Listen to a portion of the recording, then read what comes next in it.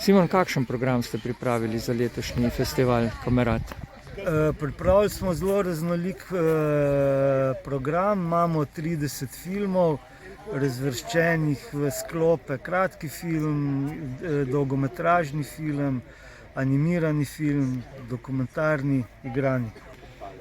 Na katere filme bi opozoril obiskovalce festivala? Opozoril bi na dva legendarna oziroma tri legendarne režiserje. En je Wim Wenders z filmom Popoldni dnevi. Film govori o čistilcu stranišč v Tokiu. Drugi film je legendarnega režiserja Kena Loacha, Stari hrast. Govori o pubu v klasični angleški gostilni, kjer hodijo na pivo rudari. V to mestece pride skupina migrantov in jim malo spremeni življenje.